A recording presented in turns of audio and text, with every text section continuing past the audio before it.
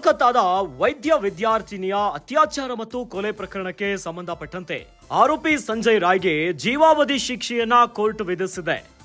ಕೋಲ್ಕತ್ತಾದ ಹೆಚ್ಚುವರಿ ಮತ್ತು ಸೆಷನ್ಸ್ ಕೋರ್ಟ್ನಿಂದ ಈಗ ಆದೇಶ ಹೊರಬಂದಿದೆ. ಜೀವಾವಧಿ ಶಿಕ್ಷೆಯ ಜೊತೆಗೆ 50,000 ರೂಪಾಯಿ ದಂಡವನ್ನ ವಿಧಿಸಿದೆ ಕೋರ್ಟ್. ನ್ಯಾಯಮೂರ್ತಿ ಅನಿರ್ಬನ್ ದಾಸ್ರಿಂದ ಮಹತ್ವದ ತೀರ್ಪನ್ನ ಪ್ರಕಟಿಸಲಾಗಿದೆ.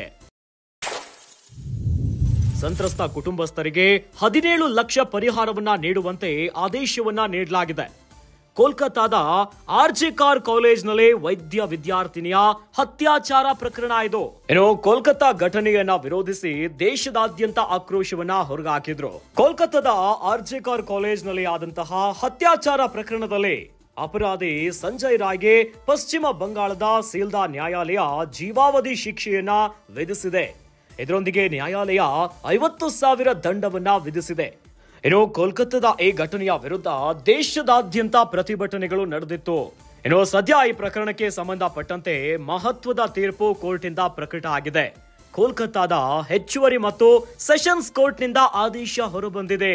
ಆರೋಪಿ ಸಂಜಯ್ ರಾಯ್ಗೆ ಜೀವಾವಧಿ ಶಿಕ್ಷೆಯನ್ನ ಕೋರ್ಟ್ ವಿಧಿಸಿದೆ. ನ್ಯಾಯಮೂರ್ತಿಗಳಾದ ಅನಿರ್ಬನ್ ದಾಸ್ರಿಂದ ಮಹತ್ವದ ತೀರ್ಪನ್ನ ನೀಡಲಾಗಿದೆ. ವೈದ್ಯ ವಿದ್ಯಾರ್ಥಿನಿ ಸಂತ್ರಸ್ತ ಕುಟುಂಬಸ್ಥರಿಗೆ 17 ಲಕ್ಷ ರೂಪಾಯಿ ಪರಿಹಾರವನ್ನ ನೀಡುವಂತೆ ಕೋರ್ಟ್ ಆದೇಶವನ್ನ ನೀಡಿದೆ. ಕೋಲ್ಕತ್ತಾದ ಆರ್ಜಿಕರ್ ಕಾಲೇಜ್ನಲ್ಲಿ ವೈದ್ಯ ವಿದ್ಯಾರ್ಥಿನಿಯ ಮೇಲಾದಂತಹ ಅತ್ಯಾಚಾರ ಮತ್ತು ಕೊಲೆಯ ಪ್ರಕರಣ ಇದು.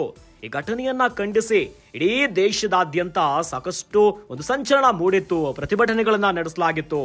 ಜೊತೆಯಲ್ಲಿ ಇನ್ನಷ್ಟು ಕ್ರಮವನ್ನ ತೆಗೆದುಕೊಳ್ಳಬೇಕು. ವೈದ್ಯ ವಿದ್ಯಾರ್ಥಿನಿಗೆ ಕಾಲೇಜ್ನಲ್ಲೇ ಈ ರೀತಿಯಾದಂತ ಒಂದು ಘಟನೆ ಆಗುತ್ತಂತಂದ್ರೆ ರಕ್ಷಣೆ ಎಲ್ಲಿದೆ ಅನ್ನುವಂತ ಪ್ರಶ್ನೆಗಳನ್ನ ಮೂಡಿಸಿ ಪ್ರತಿಭಟನೆ ಆಗಿತ್ತು, ರ್ಯಾಲಿಗಳು ನಡೆದಿತ್ತು. ಸರ್ಕಾರದ ವಿರುದ್ಧ ಜನ ಗರಂ ಆಗಿದ್ರು.